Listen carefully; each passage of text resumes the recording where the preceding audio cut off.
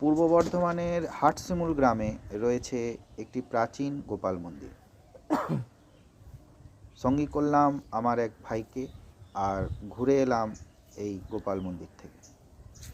মন্দিরটি অতি প্রাচীন, আর লকডাউন পিরিয়ডে স্থানীয় কিছু যুবকের তৎপরতায় এই গোপাল মন্দিরটি পুনরুদ্ধার করা হয়।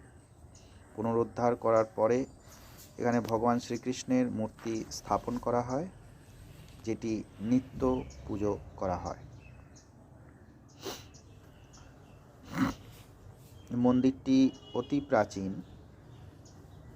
সঠিক কত বছরকার আগে এই মন্দির এবং এই মন্দিরটি কত বছর পুরনো, সেই তথ্য নিয়ে পরের ভিডিওতে আপনাদের অবশ্যই জানাবো।